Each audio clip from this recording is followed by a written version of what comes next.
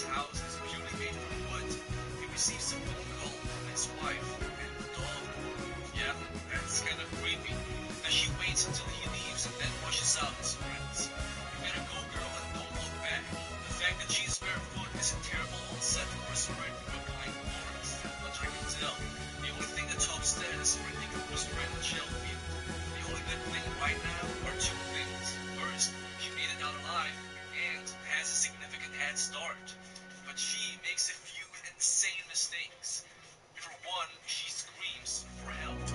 And I don't know why you would do that. I mean, if you're escaping a murderer inside a forest, perhaps you should avoid making any noise. The chance that you reveal your position rather than finding rescue is higher. The best thing is to keep on sprinting and never stop. Don't look back and focus on getting away as far as possible. Hiding in the area is terrible because this is the literal backyard of a serial killer, right? It doesn't matter how good of a hideout you may find, unless you break your leg, you want to keep moving away. But Jessica arrives at the rushing river. At the same time, he is caught up too. The way she ponders about jumping in or surrendering boggles my mind. I mean, this river may kill you, but this dude will do so 100% in the most gruesome way possible. And I would embrace this river like a virgin god embraces the blood, okay? There are a few rules if you want to survive a strong current though. First, your feet should point downstream and your head upstream. That way your head is protected and your legs don't take all damage caused by floating debris and rocks. You should also turn on your back. This allows you to breathe because you should keep breathing and maintain a more stable position. As soon as you get to more calm waters, turn on your belly and swim to the shore while using the stream to carry you. That way you save some energy, which you really need in this position. In the likely case that you're also chased by a serial killer, you may want to swim ashore on the opposite side. Unlike Jessica, for some reason that I can't comprehend, swims ashore on the same side. I don't understand how having a large body of water in between you and your kidnapper is something you have missed. Frankly, I don't understand why you get out of the first place. It would be much safer to stay in here and go with the stream. The fact that she moderately injured her foot on the escaping floor also supports this idea. Human civilization is also mostly found near or around water sources, and since Jessica is completely lost in this forest without a compass or map, floating down a river is the best card she has. However, she decides it's best to go by foot, and we should respect her decision here, okay? Considering the injury on her foot, this is a bad idea though. Not only is she slow, but she also risks heavy inflammation in no time. She could at least rip apart some of her clothing and wrap it around her feet. This should have been done early on, but given the chase, I get that that wasn't possible. Let me introduce you to Robert. Little did he know that today he would help a young woman escape her kidnapper. He is visibly uncomfortable, but who wouldn't be? I mean, look at how she looks. A meth head trying to look for her next victim for some change. And that she hysterically screams at him, babbling something of a serial killer, does kind of sound like she's tripping. She's literally taking a chance here. They get to his car and try to leave, but a tree obstructing the street hinders them from moving. Congrats on going to college. Now the fun begins. Your dorm, make it yours. Bed Bath & Beyond makes it easy. Sign up now for the College Savings Pass. Get 20% off every purchase till move-in day. Download the Bed Bath & Beyond app for college savings at your fingertips. Your dog spends their whole life offering love every day. You might ask yourself, what's the best way to show your pet you love them? After all, love is unconditional. Give your pet the care they need without worrying about the vet bill. Because every day together matters. Healthy Paws Insurance Plan isn't just a good plan. Check it out, and you might have the best plan for the furry best friend in your life. Get your quote today. Moving forward. Now I get that Jessica is super agitated and out of her mind after these past events. Who wouldn't be? But she is scaring the living shit out of Robert. And then, when the actual killer joins, we got the perfect setup for this.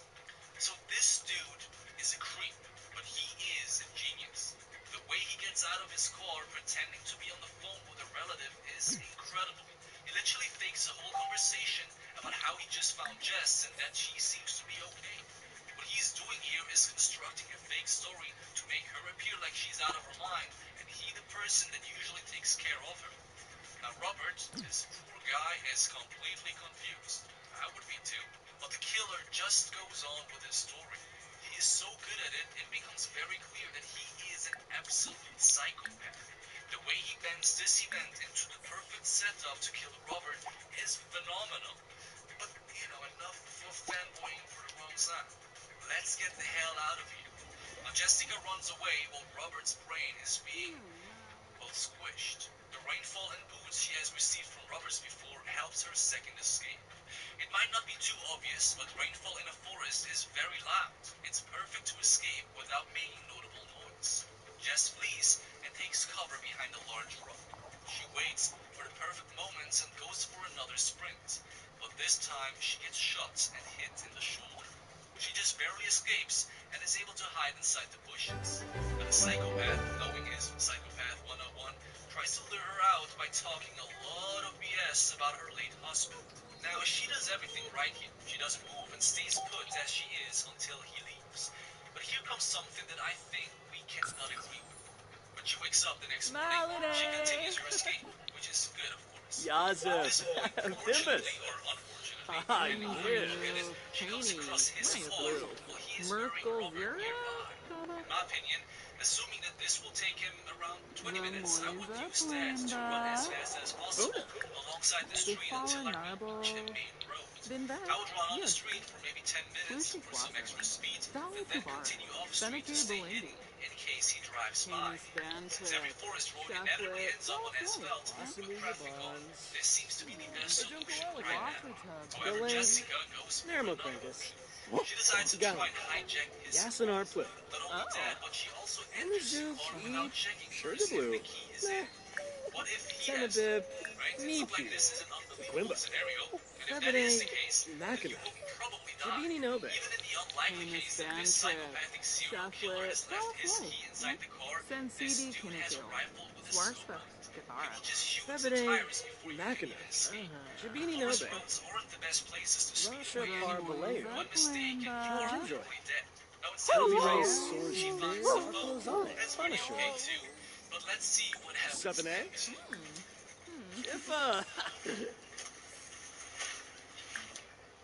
Look, if you had enough time to climb back into the trunk without being seen, you sure as hell would have had the time to open that door and hide somewhere in the bushes.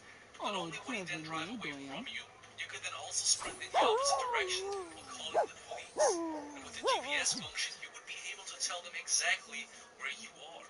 But she ends up in the trunk. This is probably the worst possible outcome of her strategy. Not only does he feel that something's in the back, but he also figures out that his phone is gone. He immediately realizes that she is in the trunk. Call it the psychopathic intuition, which actually is a real thing. But before he can do anything, she leaps up and strikes at his head. She hits him multiple times until the car crashes and flips upside down. This, on the other hand, is the best possible outcome of being found in the trunk. Good job on her behalf. They both end up for a final showdown on a clearing nearby. Now, what she does is genius. I love it. She calls his wife from his phone and tells her everything that has happened. Not just that, but she even says that if she never hears from her anymore, it means that her husband has killed her. This was the smartest move at this stage, perfectly played. Even if she is about to die here, he would have ultimately lost the fight. He would never be able to return home. Although she is tired, hungry, and completely at a disadvantage here against this big creep, her secret weapon is her pure survival instinct. After a long back and forth, she can stab this dude and win the fight. She thus survives this insane story and is shortly after rescued by a team that was looking for her. What do you think about this movie? I think this was pretty good.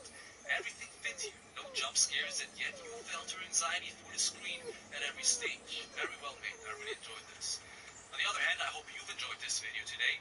If so, perhaps you want to leave a like. Helps us out. Every little thing adds up. With that said, I thank you very much for watching today, and I'll see you again very soon. Take care. Peace. Firestone takes care of the cars that take care of all of us, whether it's making sure pizza night goes off without a hitch or making the neighborhood safer for everyone. We help the people that help the people. Firestone Complete Auto Care.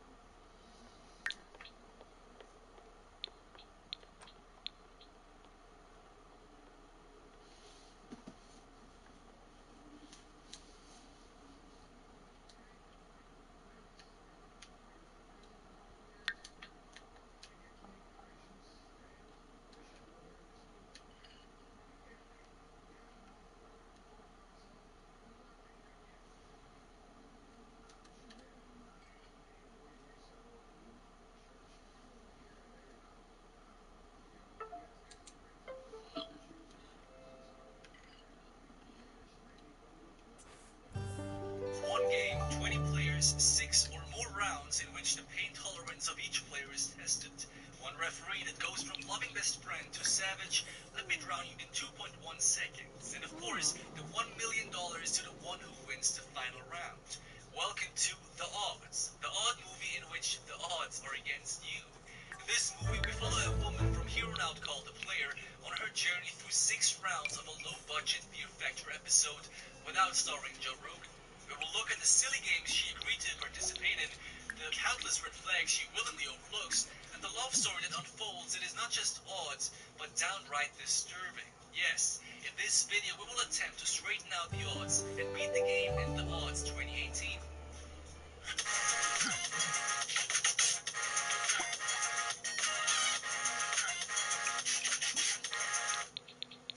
This movie does not come with a massive backstory. We got two people sitting on one table. The lady to the left is the player, and the dude to the right is the referee, or conductor if you will. No names. Works better for me if we keep things less personal. We also got two suspicious webcams pointing at her, claiming that she's being watched by sick people betting on who will win. Now, it is said that she has willingly joined this game for multiple reasons, one of which is that she is an ex-junkie that has pretty much effed up her life. She is broke, has no work experience, is hated by her own daughter and the rest of her family. Plus, she has pretty much nowhere to go. She's basically the perfect candidate for The Odds, for Squid Game, 13 Reasons Why, Animal World, and all other movies we have covered that you should totally check out. And as luck would have it, she has met someone somewhere.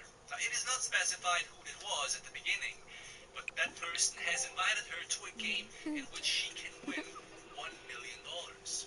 The rules of the game are the following. The game has 6 rounds, 5 preliminaries, and 1 final round. But only one player can win the game, and therefore the final round will repeat as long as necessary to determine one winner.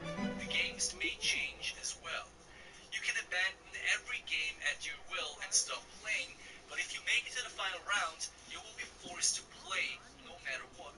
Which is a concerning rule and should make you wonder what will happen if you refuse to play in the finale. very same time.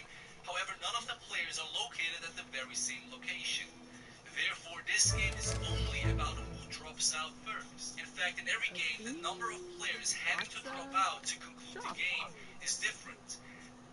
I won't win. In the first round, which is called, well, it has no title, but we can call it the Hold Your Hand Over a Burning Candle and Don't Lose game, 3 players had to drop out before the game finishes, basically. And the remaining 17 players qualify automatically for round number 2. So this is really about tolerating pain, and as long as you can tolerate the pain, the more likely you will pass and enter the next round.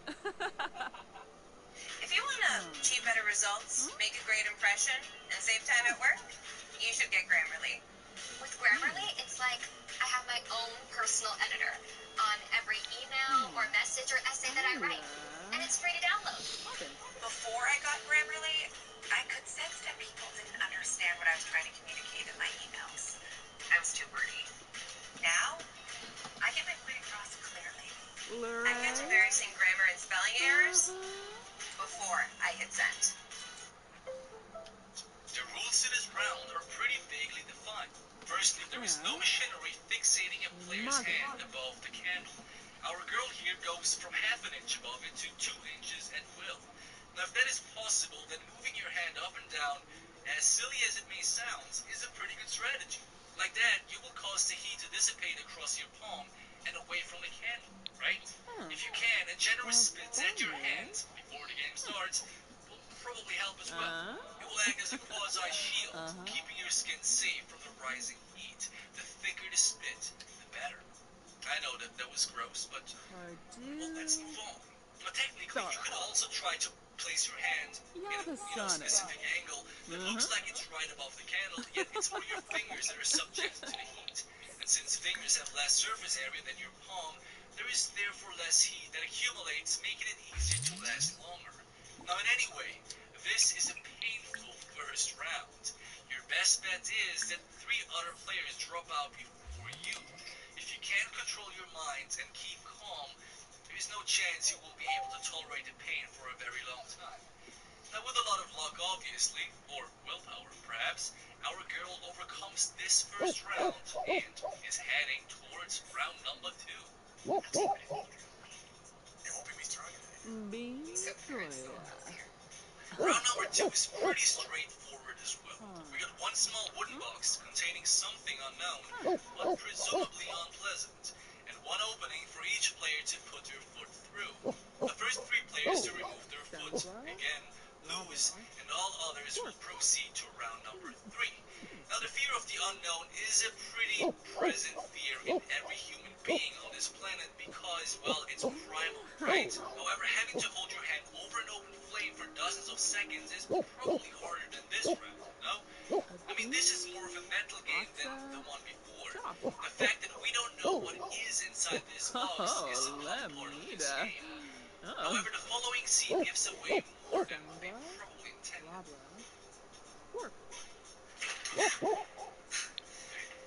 It's okay. Whatever that was, it was certainly no snake or spider unless we talk about a giant hunting spider. Now, please don't Google this if you don't like spiders.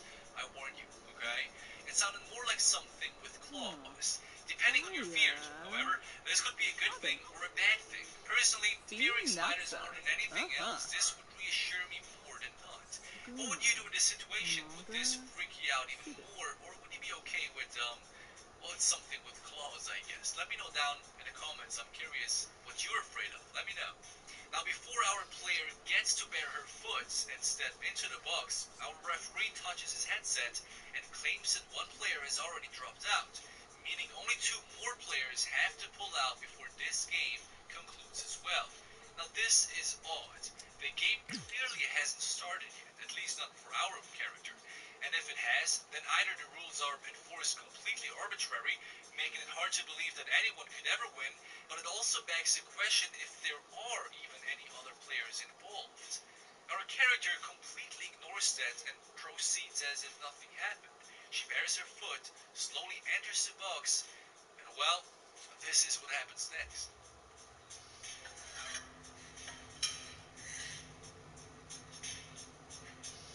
The conductor opens opens a trapdoor and connects the animal to the foot of our player. Her fear instantly spikes, of course. Now, there are two things that are important to consider here. First, the animal is very audible. It's absolutely clear that what's inside is a rat. The screeching is plain obvious.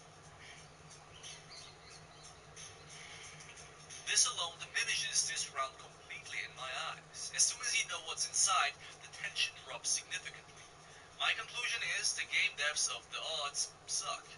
Vision is often thought to be the most potent sensory experience a human can have. And most of us know that. I mean, we all have experimented with eating stuff with eyes closed and then trying to guess what it was. And we all know how incredibly difficult this is. So the big fear factor in this round is the unknown, like we have mentioned before. But that's not all.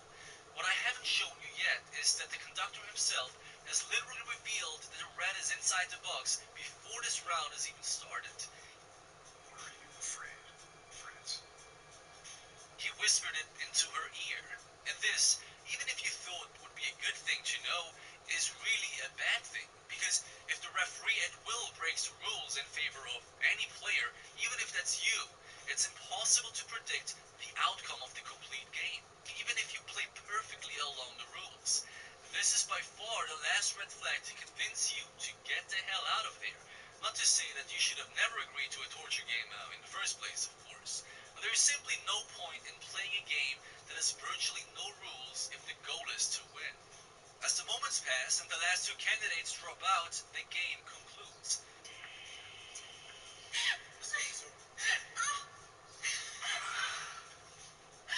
Only 14 players are left and 4 rounds left to play.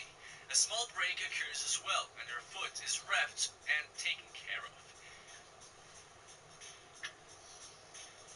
I guess you knew. Just shortly after that, though, the conductor starts hitting heavily on her, making me cringe so much I, for a split second, considered changing my channel's name into Cringe Express. They literally start role-playing how they marry and take the $1,000,000 and go to Paris or wherever. It's a little strange, to be honest. Look, I'm a big dreamer, okay, don't get me wrong. I sometimes waste hours fading into the endless space of imagination. But starting to build an imaginary life with a person that you have literally met just 10 minutes ago, who on top of that is a referee in a game in which you were tortured, is alarming. However, as we will shortly see, the tone with which the referee talks to her shifts dramatically over the course of the next few rounds. Introducing Kiehl's Daily Strength Microdose Retinol, a powerful yet gentle serum that visibly reduces wrinkles, burnt skin, and smooths texture. In a clinical trial, 100% of users showed reduced wrinkles.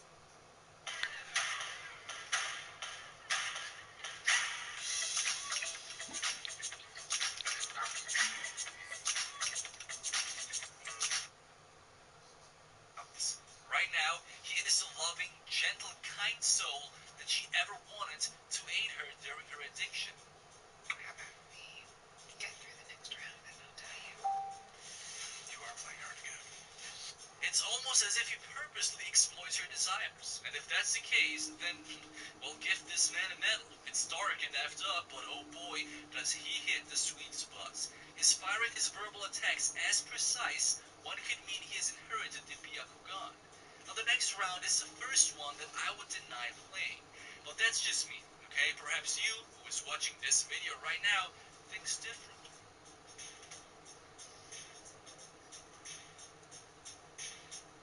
Yeah, that looks pretty menacing, if you ask me. And since this is only round 3, the next games are likely to get worse. So thanks, but no thanks.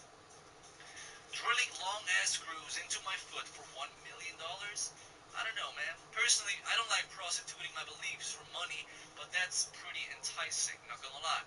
However, paired with the red flags that we have discussed before, there is no way that this is a good idea. In fact, the only reason for you to overlook all red flags we have mentioned so far is out of curiosity.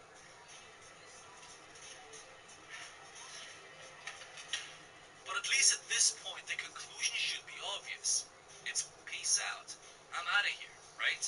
I mean, having 8 3-inch screws drilled into your foot is not something anyone could take. And even if someone could take it by, say, staying conscious, which is highly doubtful, continuing playing other fun games afterwards for another hour or so is impossible, especially when painkillers aren't allowed. You will walk away with lasting injuries.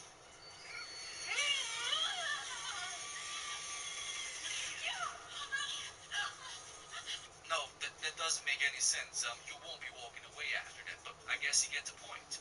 Additionally, there is no way to beat this round. This is a loss no matter how you look at it. The only chance is to position your foot in a way that the screws miss your bones and only penetrate soft tissue.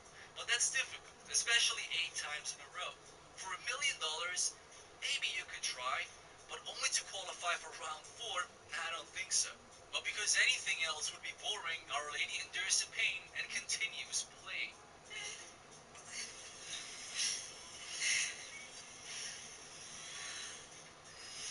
The screws are drilled into her foot one by one, causing more than likely severe complex fractures that will render her unable to walk for months to come.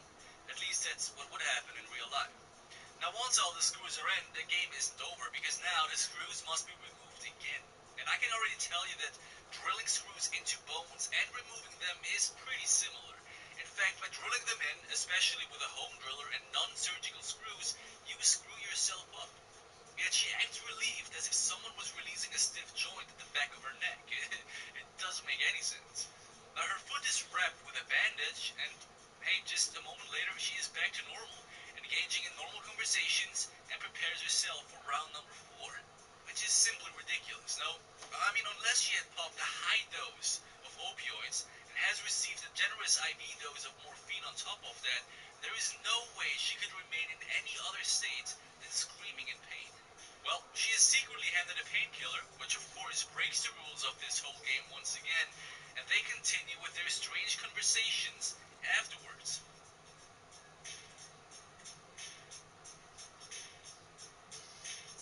However, this time the tone shifts dramatically.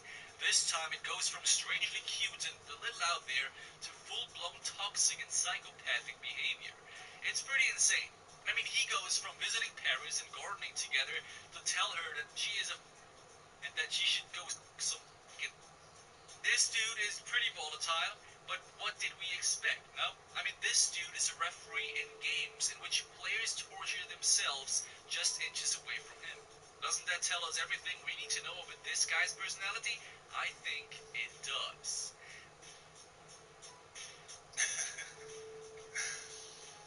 Look at that. It's our first fight. But let's move on. Round number 4 is the most straightforward game so far, with an actual great cheat that will likely help you succeed. Now this game is, hold your breath. A filled aquarium is brought into the room and a bullet shell is handed to our player. Once the game starts, the referee will push her head underwater until she either drowns or gives up by dropping the bullet in her hand. The first 3 players who give up are out, and the remaining players move up to round 5. The easier it is for you to hold your breath, the easier this round will be. Now the technique that I'm going to talk about is very dangerous and should not be tried at home, especially when not supervised. It's actually potentially lethal. Now the tactic is simply hyperventilation. You see, hyperventilation deprives your body of CO2, making your brain believe you have more oxygen available than you actually have. This delays the onset of the breathing reflex that we all know. You are now able to hold your breath much, much longer. However, the danger is that you don't actually have more oxygen available, it's just an illusion, so to speak. And since your brain requires a large amount of constant oxygen, you can and will lose your consciousness very suddenly without realizing it. Sort of like a light switch. And once you lose consciousness submerged in water, you will only have seconds left before the breathing reflexes kick in again. There's been cases where people have drowned in swimming pools by hyperventilating before and don't try to hold your breath underwater. Anyway, our character passes this challenge and makes it to the second last round. Jesus, why didn't you let go of the bullet? I swallowed it. Now at this point, things start to get even more disturbing. He starts asking her more out-of-place questions like how many partners did she have, when did she lose her virginity, etc. This dude is super weird. If I were her, I would have already left. In fact, All of this is so sketchy, I would have never participated in this in the first place. I'm sorry, but you should not have made me do that. At one point, he slaps her across the face like the ex-wife of a Hollywood star. At Men's Warehouse, we'll help you look your best for wedding season. We'll help groomsmen look more groomed, proud fathers look more proud, officiants look more official, and best friends look better than ever. Men's Warehouse. But you see, our player here is stuck. She's facing the same problem like Elliot faced in 13 Cents. After having gone through so much pain and humiliation, would you really drop out now? You see, the problem with these games is, even though they gradually become more violent and degrading, the fact that you've already committed so many effed up things in previous rounds makes it more and more difficult to just give up. It's basically a vicious cycle trapping you in the first round. Well,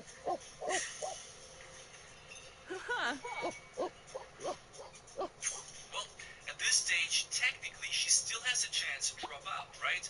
Only the final round, as we know, is absolute. But as just explained, the chance for someone like her to drop out at this stage is virtually zero. Now, the fifth round is, as the referee calls it, the Yakuza game. It's pretty straightforward as well. You just gotta chop off your fingertips, not with a thrown vodka bottle, just with an old school knife in case you wonder.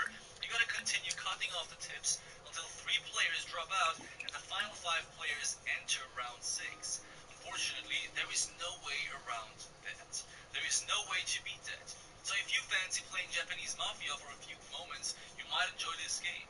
The only edge she has is the oxycodone he has handed her in a previous scene. That's a pretty potent opioid and would definitely help to some extent. Yet, she defyingly smashes the pill onto the table as if to say, I don't need that crap. Well, that's pretty stupid, I can already tell you that. Now, there are a few peculiar things here that we have pointed out, right?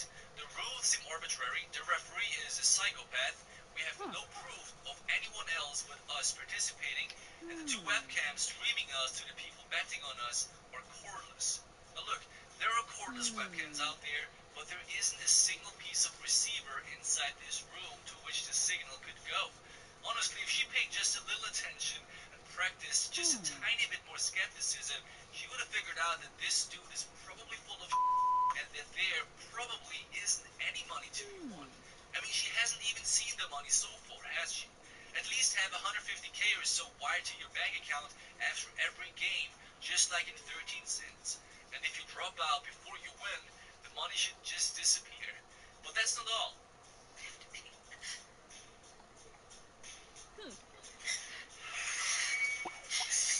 Because after this 5th round, she goes to the bathroom for a quick break. Can you imagine walking any distance with the foot injury she had endured 25 minutes ago? There is no chance she could put any weight on this side without literally collapsing and throwing up. But anyway, let's move up to the final round, which is called the odds. It's basically a Russian roulette paired with last man standing, or woman in this case. A gun with 5 chambers is loaded with 1 bullet. All players need to pull the trigger at the same time, and whoever survives makes it to the next round. This is repeated over and over again until one remains, or nobody, if in fact bad luck strikes multiple players at once. Now, if this is a legit game, then the odds are undoubtedly in your favor. You have an 80% chance of survival every round, and that's pretty significant. In the first round, 1 is killed and 4 players remain. During the second round, another player is wiped out, decreasing the number of players to 3. Looks pretty good until it's revealed that nobody is killed during round 3. And this repeats itself countless times, over and over and over again. Now our players seem woman. This girl ferociously pulls the trigger, barely breaking a sweat. All she sees is $1 million. It doesn't take long until 1 more bullet is added, increasing her chance of dying by another 20%. But eventually 1 more is killed, at least that's what's claimed, reducing the player count to 2, including her. But then the strange thing happens that we've all expected, right? The psychopathic referee suddenly tells her, what if there are no other players? What if everything so far has been staged, and in reality there is no one watching, there is no one playing, it's just her and him all along. In fact, everything she knows about this game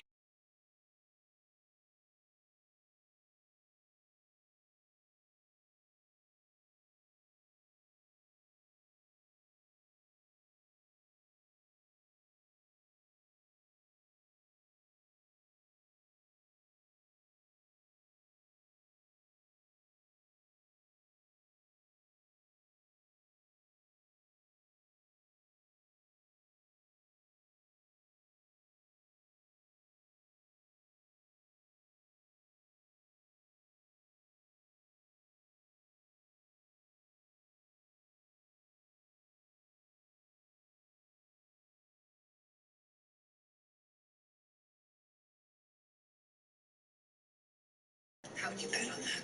Maybe the bet's not about who wins the game. At this stage, she finally starts understanding what's been going on. At least that's what she thinks. But even now, he's changing up his stories by the second. One moment he says that what if she has already won? Or what if there has never been a game to begin with? Or what if the bullets are fake and the shot can't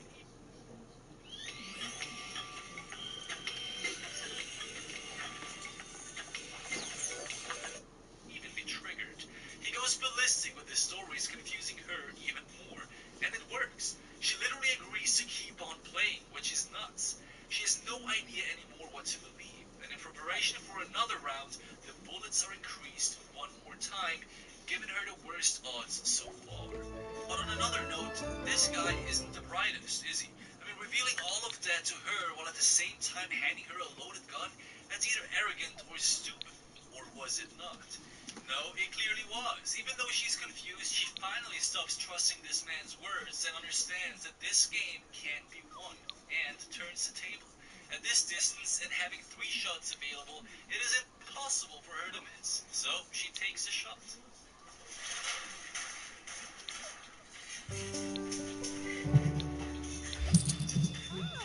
Well, I take that back. Goodness gracious. 3 shots and she missed all of them?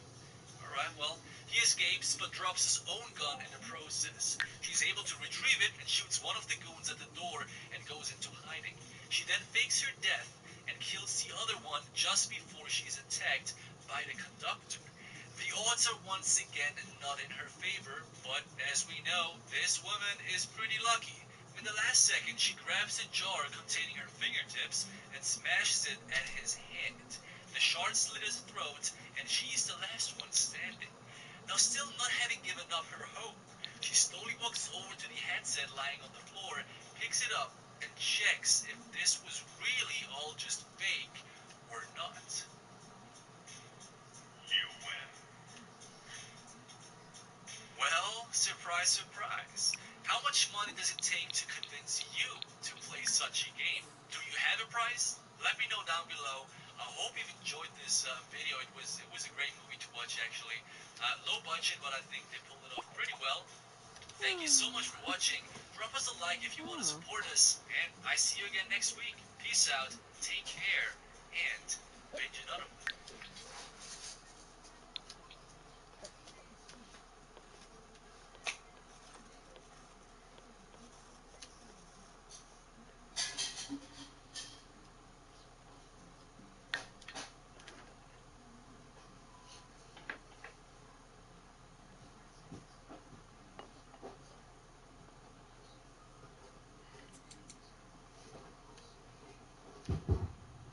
This video is sponsored by Exter.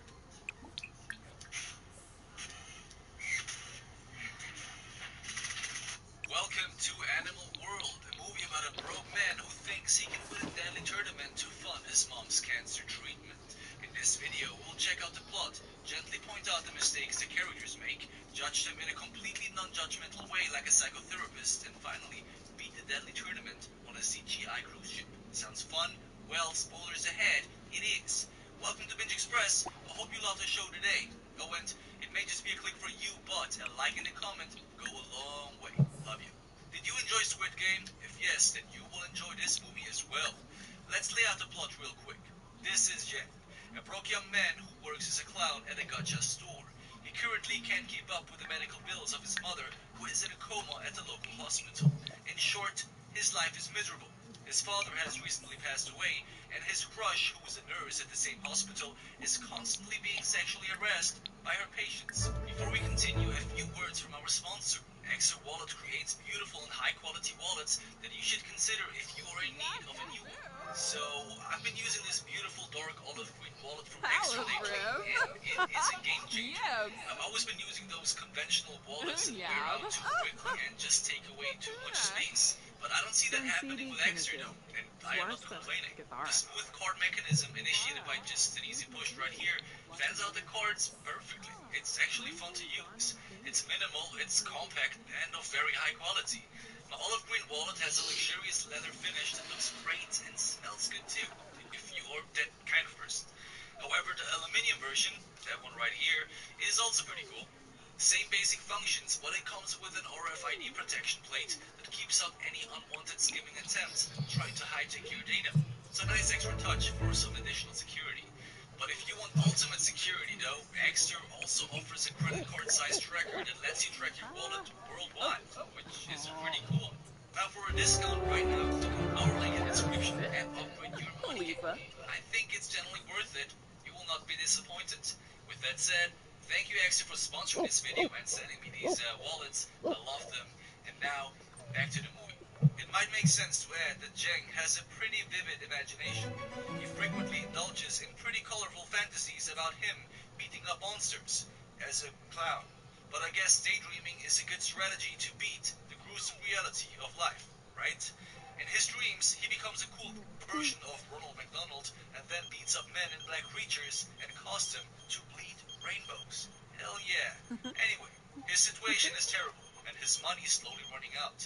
But then, like all good stories, he is visited by his dodgy former school friend who currently works as a real estate agent. His former friend comes up with a perfect plan. Buy a 6 million UN condo and resell it for 12. Jesus, why haven't never thought about that? They would roughly make 1 million USD in profit and all their problems would be solved immediately. Of course, they could just buy some rainbow shitting monkey NFTs and they would be good for generations to come. But I guess 4 years ago that was not a thing yet. To fund the deal, Zheng has to take a mortgage on his mother's condo, the only thing his family actually possesses. But what happens next is exactly what you would think would happen. His dodgy friend gambles the condo away, leaving Zheng back more desperate than ever before. Ouch. But luckily, bald leather jacket wearing Chinese guys with menacing haircuts are a thing. In one of the days prior to the upcoming Delhi tournament, of which he doesn't know yet, he is followed by this bald guy that looks like he fell into my girlfriend's powder pouch. Jesus. He kidnaps Zheng and brings him to Michael Douglas, which is a pretty weird twist, but I am not complaining. Anyway, what happens there is basically nothing more than another breakdown of his very desperate situation and that there is virtually no way out. Unless it's the absolutely not planned offer from Michael to participate in an upcoming tournament where he can write off all of his debts while also earning enough money to finally marry his crush, free her from the nasty grips of her patients, and afford appropriate health care for his mother. All he has to do is survive. Sounds great? No, since Squid Game probably not. However, Zhang has no other choice but to accept the offer. Desperate situations call for drastic action. He returns to the hospital, says farewell to his mom, gives his crush back in tears, and embarks on a deadly journey to regain his honor and life. Let the games begin.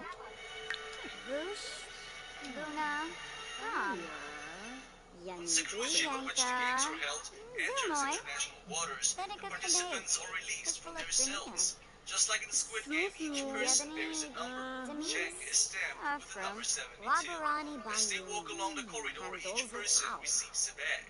In the background, a female voice speaks a few words of wisdom. Among those words, she says that no act of violence is permitted during the games. So if you thought you could go on a suicide rampage, I'm sorry to disappoint. Not allowed. As all of them gather in the main hall, Michael Douglas is having a speech. Now, first of all, who says that the game has not started yet, right? Every little detail is of utmost importance at this point. You have no idea what will happen, so anything could become your advantage, or for that matter, disadvantage. I would not want to draw any attention to me. Okay? If I were Zhang, I would cover my head with my hoodie and stand somewhere on the side away from the main crowd. This place looks more like a casino. There are various desks with dealers and a caged tiger in the middle of it. Whatever the hell that means, I'm not sure, but this is a Chinese movie, so stop questioning stuff. Fine. Absolutely. Pinaroo. Block Robin. There you go. From. Finding an Just escape like route does Pinball. not make any sense Hard either, dues since we are against the off plus. the scene, so I would not waste my It's an energy. exhaust bar. Let's reveal the rules of the upcoming games. First, in each bag there are 12 cards, 4 rubber cards, 4 paper cards, and 4, you guessed it, scissor cards. Second, the game that is played is obviously rock, paper, scissors. Third, each person has a belt with 3 stars attached. So basically, it's Duel Island without Millennium artifacts and Yu-Gi-Oh cards.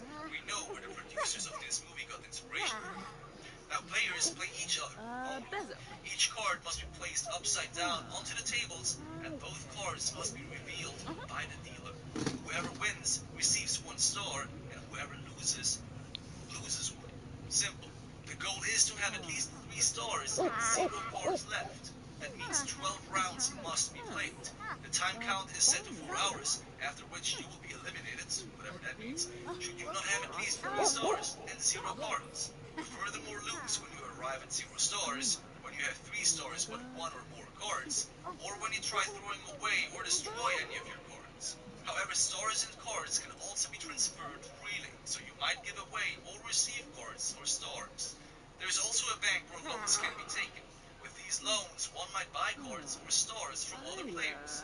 It is also stated that there are no rules. Virtually anything is possible, including cheating, unless that involves violence or destroying the cards, as we mentioned before.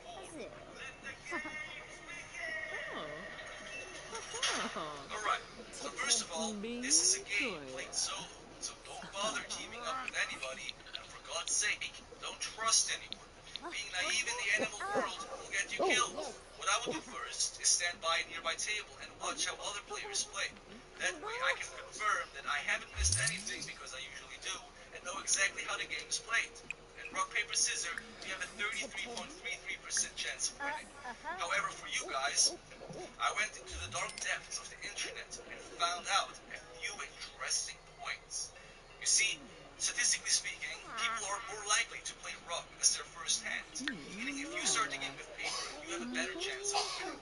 The second curious thing is, players who lose a round are much more likely to switch their hand in the next. That means if you play scissor and your opponent paper, they would more likely either play rock or scissor in the next round, meaning if you then play rock, the worst case would be a tie. Right. However, there is one risk with this strategy. If your opponent knows this as well, you're which means that you may very well lose sticking to those 2 methods. So, here's what I would do instead. I would play each hand completely random. So random that even I don't know what I'm playing. Plus, a nice addition to that tactic is that nobody could scout my cards from behind. Boom. Win.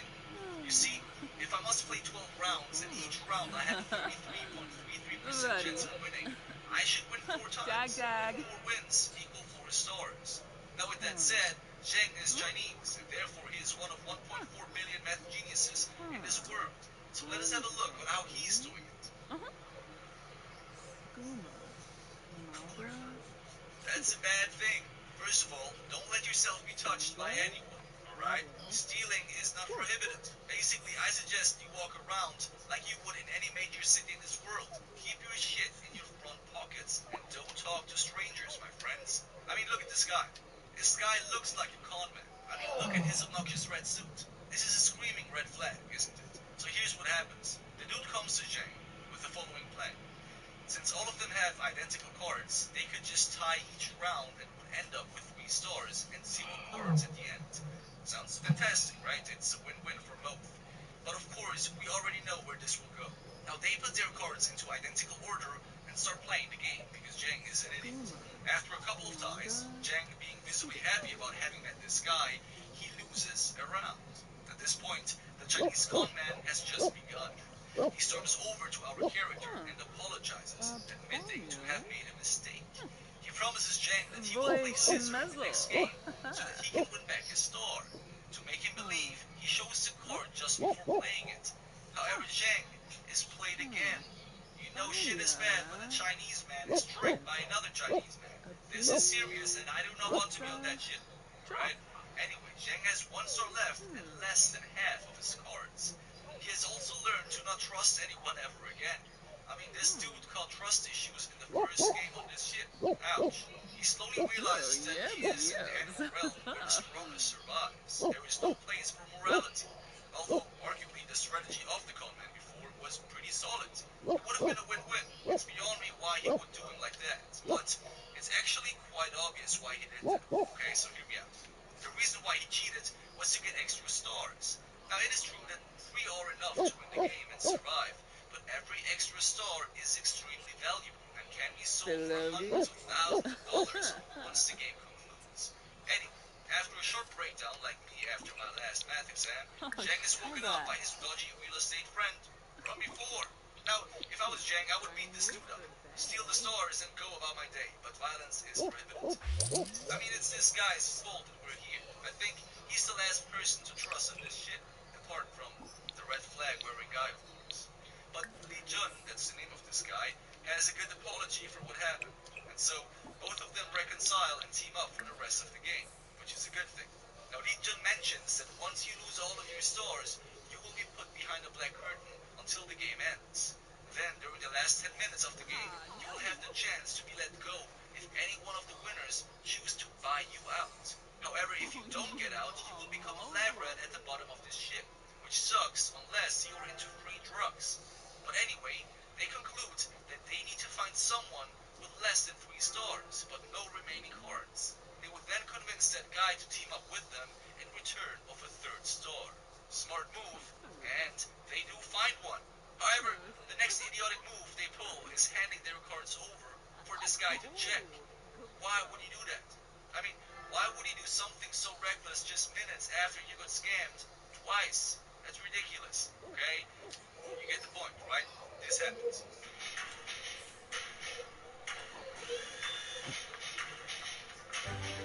Yeah, the fat guy stole a cord and tries his luck. You can't blame him, right? I mean, he has a 33.33% chance of surviving this game in the next 30 seconds. Most people would pull the same move. And since our characters did not bother taking care of their cards before, I would argue they deserved this outcome. But anyway, the fatty loses, and we are back to square one, just with one less star. Thank you. Now, upon beating him up, he pulls out a photo of his daughter and plays the victim. Zhang takes the bait and lets him go. The 3 team up one more time, but this time with a genius strategy. Now you see, they have 4 scissor cards and only 1 rook card left. That's not very smart. You see, most players would distribute their cards evenly throughout the games, so that their last 3 cards they will have are all separate kinds, giving the most balanced chance to play. However, Zheng uses this discrepancy to his advantage. What he do next is the following. They scout for players with 9 cards and observe their next game.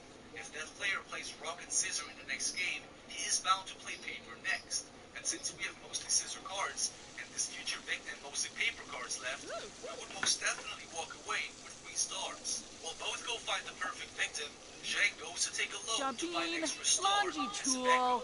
However, the bank clerk literally repeats $500,000, causing this guy to hear it, which is insane. Imagine you want to cash out on a huddle crypto assets that you have saved for a decade, and the clerk guy screams it out like he's selling tuna in Tokyo. What the It's not cool, man. But anyway, the others eventually spot the perfect victim, and Zheng, 500k in cash, ready to be spent. I think this is a good plan, okay?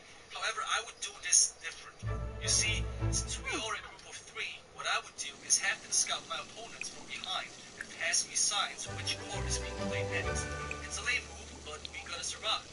Another option would be to just scout other players and count their cards like they have done in the movie 21. Now, in my opinion, it's just too risky to hold onto dozens of cards while the clock is ticking. So our 3 guys challenge the big victim and win. They end up with 5 stars but 0 cards, so they can't play anymore. That means now the 500k will come into play to buy more cards. However, right now there are 119 rock cards, 122 scissor cards, and only 97 paper cards still cards, the best pick would be rocks, because once there are no paper cards left, rock is the only winning card. So they split up, hired 2 additional guys, and have them buy as many rocks as possible. Now I personally find that a dumb move, because you run risk of being exposed, and once you're exposed, nobody wants to play with you no more, resulting in a definitive loss, right? So I would also opt for rock cards, but not as many as our characters. I mean, they end up with 30 rock cards, 2 scissor cards, and 4 paper cards, which is overkill if you ask me, especially since they only need 4 more stars to break even, and I guess that's the goal, right? Their plan, though, seems to be the perfect plan, given the rapidly declining number of paper cards. I mean, for what it's worth, they could end up with more stars than they need to survive, which means a lot of money.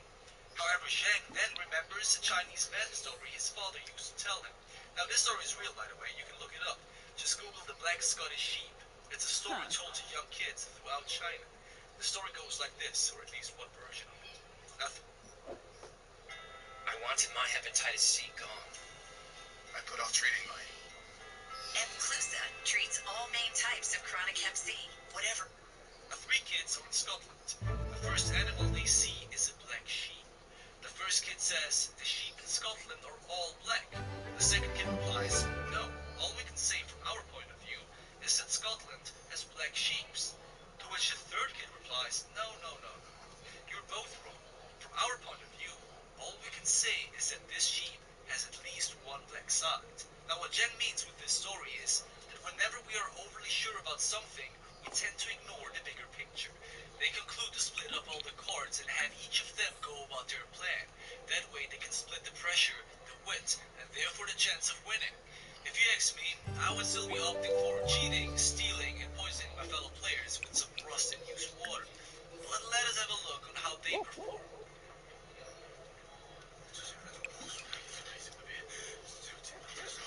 Once they decide to enter the game, they shockingly realize that the paper cards have stopped declining, meaning that someone has bought all remaining paper cards to counter their attack. Our characters are screwed. Since the time is running out, the 2 guys panic and rush over to play their cards, but they are randomly picked and challenged to a game. Both lose, and it is revealed that they are the trio collecting the paper cards. But how did they know about our plan? Well, remember the clerk shouting out 500k low? Exactly, it was heard by this guy right here. He then shadowed us and figured out the plan we had and prepared a counter-attack, aka collecting paper cards. However, Zheng, being the Chinese big brain that he is, accepts the challenge, convinces the enemy to play a game and bets 3 stars for 3 stars. After some hesitation, the guy accepts, and Zheng walks away with 3 more stars. But they are not done yet. You see, if you want to succeed in life, all you need to do is be ferocious. So they decide to double down. Now, they approach the 2 same guys from before and buy all of their cards, because they already have 3 stars and they just want to get rid of their cards, right? So they get all the cards, and then Zheng walks over to the Italian guy who screwed us with his paper cards and pressures him into giving us all his cards for free. Plus 100k, by the way. He also wants 100k on top of that. Now, the Italian guy replies that, why would I give you 100k? There are so many people in here that want to buy my cards. Why should I pay you and give you my cards on top of that? But Zheng is big brain, right? He's a Chinese big brain. So what he did before was the 2 guys that teamed up with the Italian guy shared when you said the game crashed when you tried to which see. cards the Italian guy has. Yeah, sometimes it happens. I had it happen to me before. Has, threatening to let anyone else around know. That's why I did have. That's why I use autosave on because of that.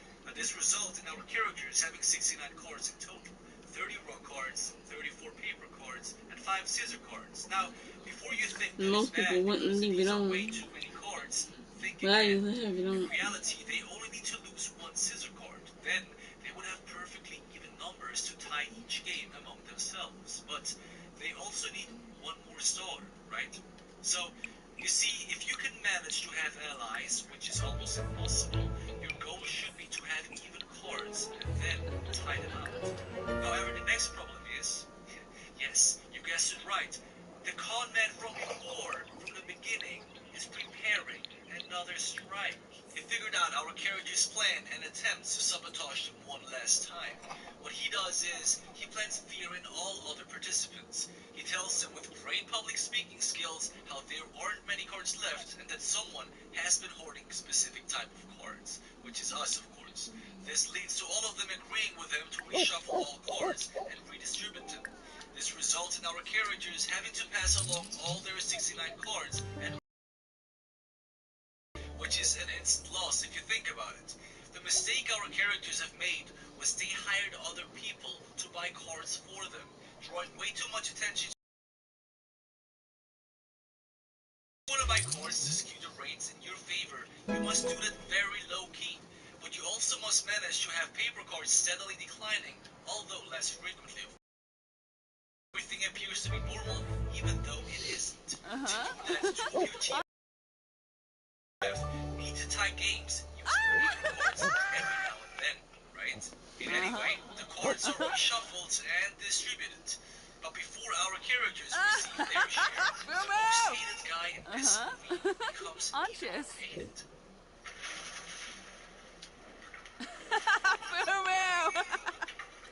This dude, at this point, I would be disqualified for engaging in violence. The clock is ticking low, and there are just minutes left. And then Zheng has an idea.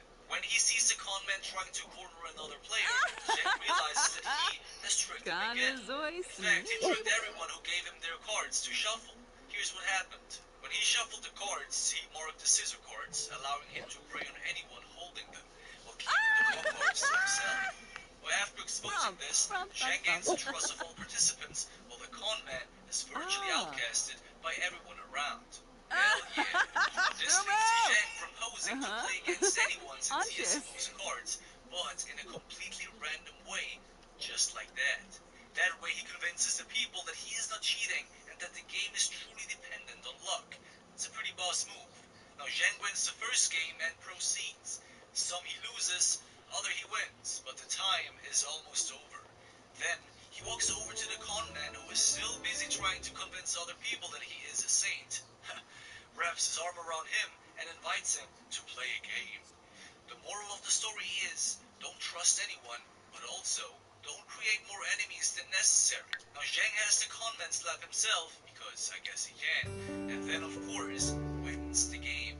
However, the clock runs out too, resulting in Zheng having to go into the dark room himself.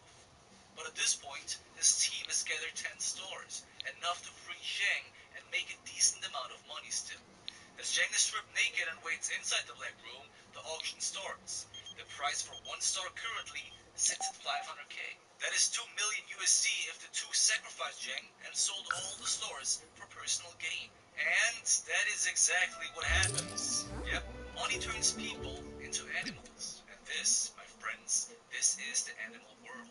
So before Li Jun can initiate the transaction to free Zheng, the fat dude snatches them away and declines to save Zheng, saying that this money is enough for both of them to live fantastic lives forever thereafter. Which is kind of true, right?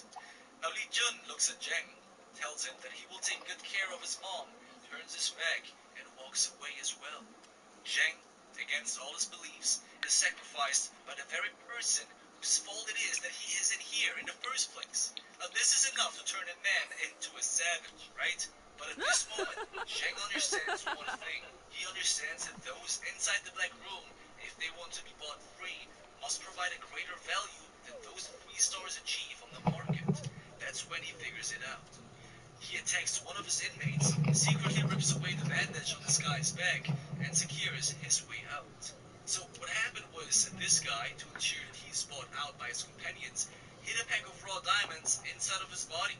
He therefore is more valuable than those 3 stars. It is also revealed that he has been participating in this game multiple times, meaning he knows exactly how to play. So basically, in short, if you want to win this game, the best strategy is to have enough value hidden inside of you. I leave it up to you how you go about that, and you then can exchange in return of being released. However, now Zheng has the diamonds and is freed without any hesitation, right? So this strategy is a win-win. You cannot lose if you follow this one rule, right? Be of enough value. Before Zheng can walk out like a Hey, boss, though, Katrina. he is halted by an older man begging him to deliver a message to his one and only son. Now Zheng walks out, loses himself once again in his Ronald McDonald fantasy world, beats up the remaining monsters in a beautiful final showdown, and wins the fight. Not just against the animals around him, but also against the animal world itself.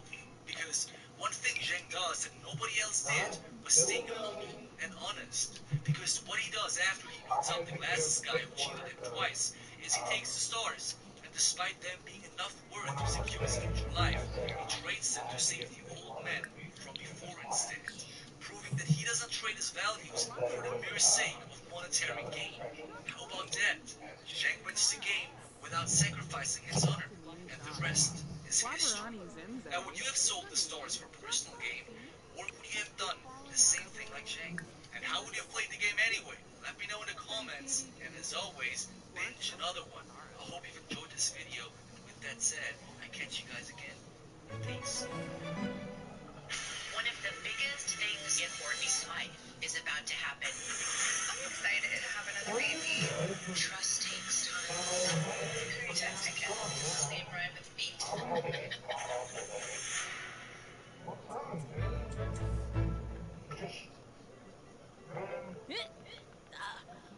Corva.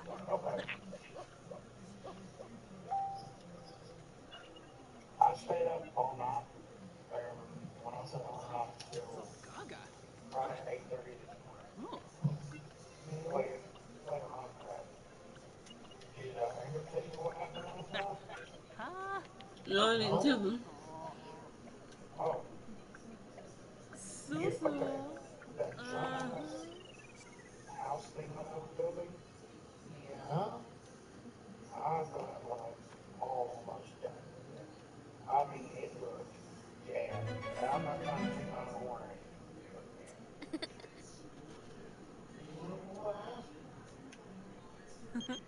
One of my good friends grew up and, you know, well, whatever, I told him, you know, hey, as long as you just leave other people's crap alone, you're good.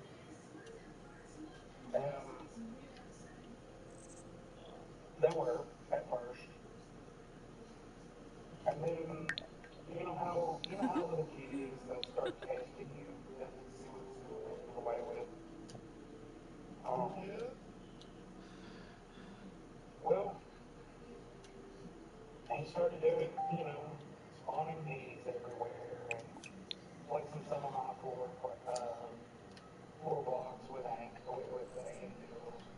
I thought, whatever, it's not a big deal. Well, as I'm finishing up one of the tower, or, the floor of one of the towers, I hear, boom. I go out, and he's blew up my entire house with TNT. 8 hours worth of it.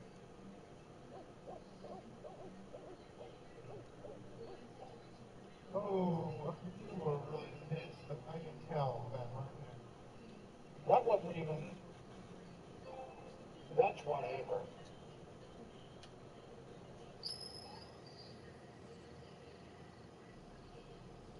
You never know visit my house. You didn't read the message I sent, did you? The worst part. That's not even the worst part. After, I kind of got it done and back to where it was supposed to be, what did you have to do? Nothing. Well, but it didn't say. Like, what happened was, it, like, started to, when I went to save, it got, it just got stuck in the save, in the save game screen. So you think it saw me trying to get in and save? Well, I tried to save and quit. Damn, dude, that sucks. It deleted everything. Like, I mean, I haven't, I still got the bridge and the platform.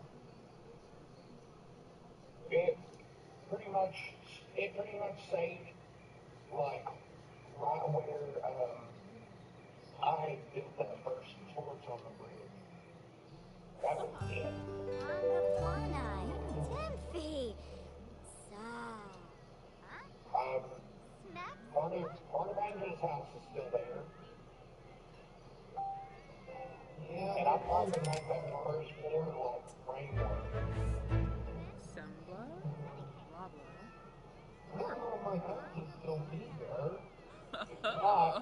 Yes. Beanie, I'm telling Roxa, you. Joff. Yeah, that might be shit. You the devil. You here. What up? Skooma, Umaga, Super. Hey, DJ. Yeah. Well, Proud. it's party. A beanie, Roxa, Joff. I'll be also gonna be over there Sunday, County. Fee Napsa. Oh. You need that crazy pasta thing? Axawa, Skiba Glash, Waboose, Sea Plume, Axie, Fierno, Rissala Kumbar, Pardu Skinsa Plush. Bonu. Ah, Shimba. No, it was hard rain that fucking joined the party or joined the lobby. Nurgle Quosanex. And Blurna Pafin Skooma. blew up the house. Wavu, Ruskan Lumpima, Muchi Yeah, Pichi, that's Sensibi Kiniku, Swarspa, Gabara, Kiarba Lansif, Spaden, Merkel Zira, Gaba, What are you talking about, Tim? That's on Boba House? Chinosa Bomisk Nilzia Groots, eh? Freeba, from, Tabo almost. Fondo Bay Bacala, Camus Bantrip, Shufflet, Malafoy, yeah, Nisa Faba, Tomono Paz, Yebony Demise, from Polo Mighty Bow, Shorg. Aflin, Ayabo. Alubar, Rissala Kumbar, Pardu Skinsa Plush. And it, you know, A beanie, and at the end of the day, Roxa, he ended up moving to my house. a beanie, Roxa, Joff. Yeah, that's not the worst one, dude. Huh. Yeah, Oppen. well, my freaking clothes. Maybe Gobi, Zerf, Florib Essenoi, Brainham Dugma. So, my house is probably gone. Das, Bespinau. Out in the world? Grinoy Bars. Yeah, but the world's gone. Unpay. Yeah, Ah, yes.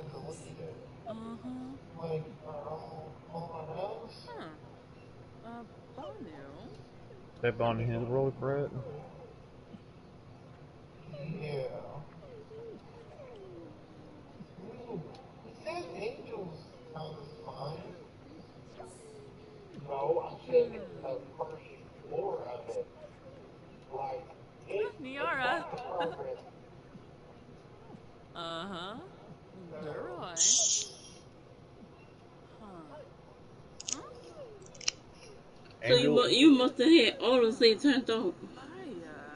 No, it was turned on, but I got to noticing a little auto save. You know how it has a little icon up there? It was just on all the time. It wasn't going away. I think that's some kind of glitch. Angel? No shit. Angel? Can I request something of you? Well, we're playing Minecraft together. Your buddies cannot join us. Alright. Yeah, that was cool.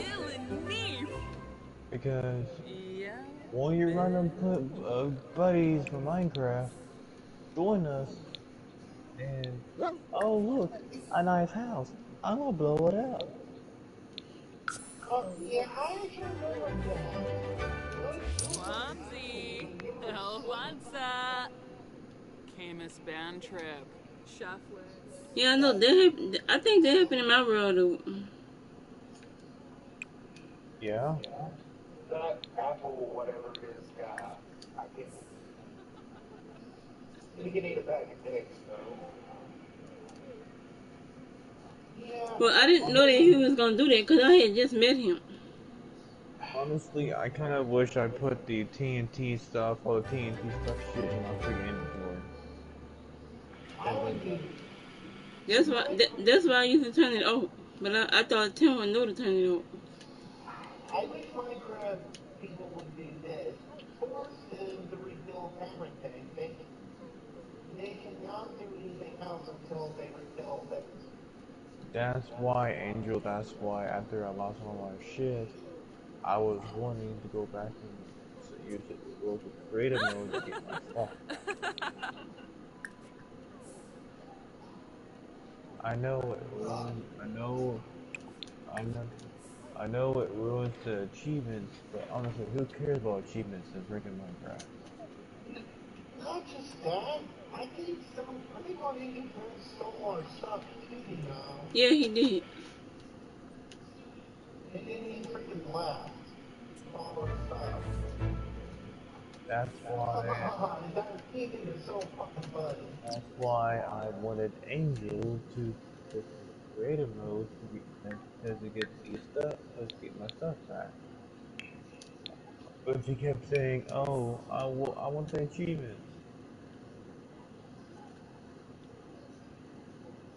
I'm just saying, Angel, achievements doesn't matter.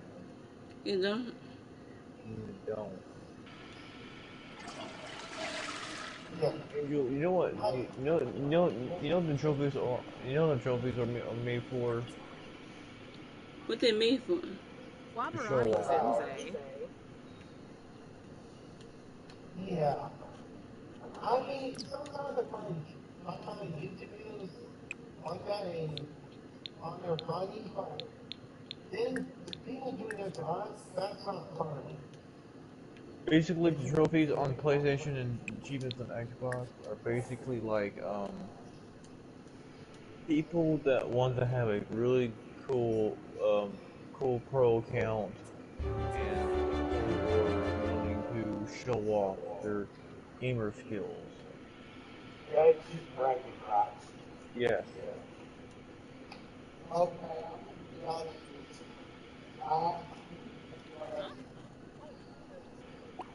Even I don't brag that much. So do I in my pants, but see, that's not the point. How would you tell them to small peckers? Uh,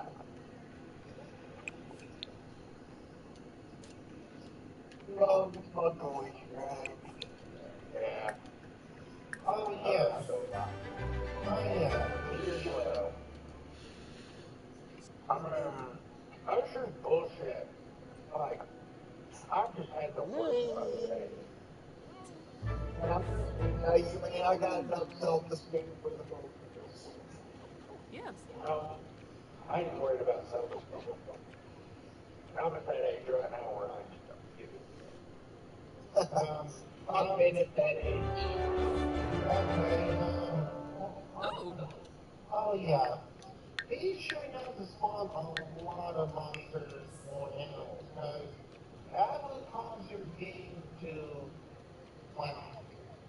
I wonder if when he did that pig thing, if that's what caused him to do that. Yeah, that's what I was just thinking.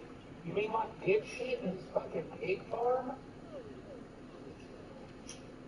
Ooh. I mean, if it's not so many, that's fine, but if there's a lot, yeah. That's why the game. That's why the game only spawns a few animals near you when you throughout the world. Yeah. I know. The game will only allow you to spawn more animals if you breed them yourself. I know. So if you spawn them with an egg, it'll cause the game to do that. And I think that's what he was doing. I think he was using the egg. Angel, what do you think while I'm in my animal farms, I usually spawn like a few, I breed them, then whenever the babies ones are still growing, I kill all the big ones. Shyla. Oh. Ibi Hashinisi. Y'all are more than welcome to join in. So I'm waiting right now. So Angel, I'm just saying that world that I left on what we lost our stuff in, might as well delete it, or is it already deleted? Well, I'll say that the creative mode. Did you back that?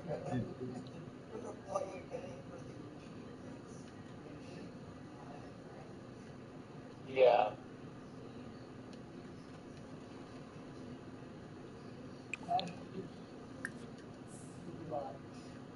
The games that I wanted, the game. I granted, I admit, I do have some platinum trophies, but they're only the games that I actually wanted to get them in there. Oh, snap. Khalifa. And and and um, I want to get Edit and Jack X, of course, because that is a really, really hard game. Even Condi sees me freaking destroyed in that game.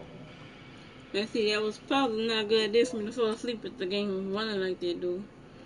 When I started Angel, getting sleepy, I probably should have just turned it off. But see, sometimes when I fall asleep, I don't know that it's gonna happen. It just happens.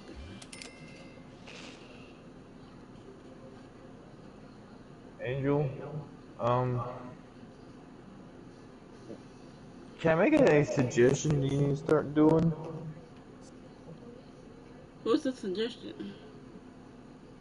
That if you feel like you're getting tired, you feel the moment you feel like that you're about to fall, that you fall asleep the first time, it currently means you need to. It means you need to get up,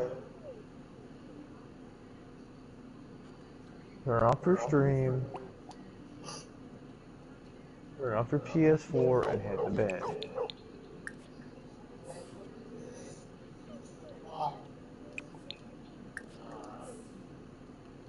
What, me?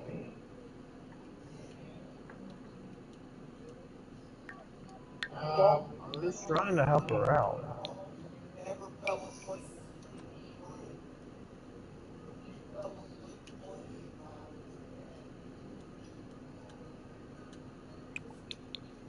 You mean DJ or Angel?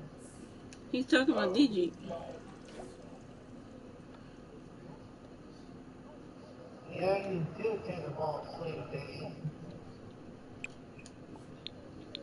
Not on purpose. Oh, I mean, preaching to the choir. Or if if we're playing Minecraft together, and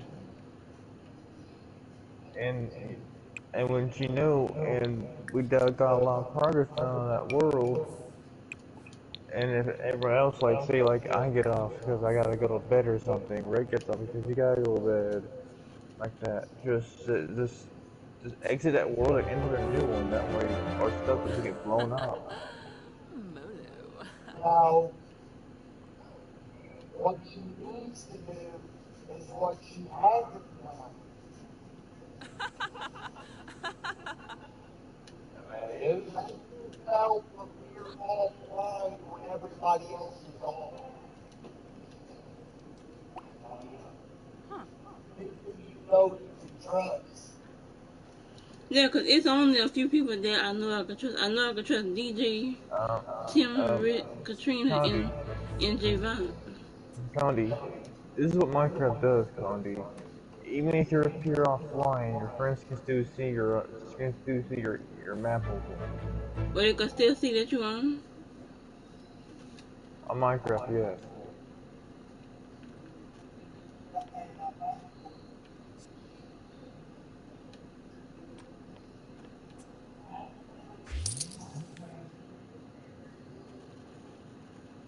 I think the reason it does that is because you can play with people that's on Xbox, Switch, and PC. I think that's the reason it's like That's the that. reason. It's multi-platform. That's why.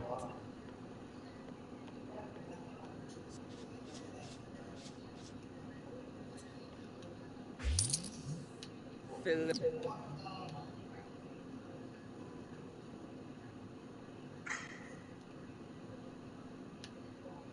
All right. So,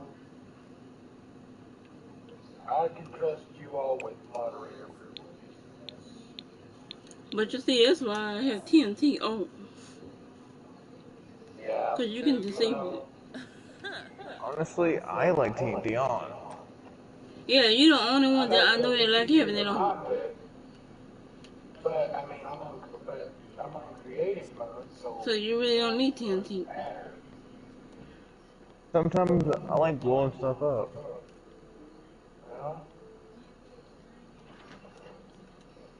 I was looking at my house. What did you say, Jim? I said, this ain't one of those maps, pal. Well, it could be, but just not our stuff. Like I like to I go like like the a puzzle. wait, like I like to like go to like random like that mountain and blow them up or something like that. You know what I'm saying? Oh, you just like making sculptures of Pokemon. You know what I said, Jim? Tim, he just talked to you. What now? I like going to like random like mountains and blowing them up. Oh, that's different. Yeah, oh, a lot of people sound this. No, I don't blow people's structures unless they want me to. Dude, I mean, you should have seen this shit. Like, I'm not trying to pick my horn or nothing, but, like, I mean, I had it freaking good. It was a fucking work of art. Yeah, it was a regular. And, I don't play Minecraft very often, because it's very, Time consuming. it's time consuming, and you just kind of have to be in a mood for it. But, I mean, when I do play, I tend to go titty.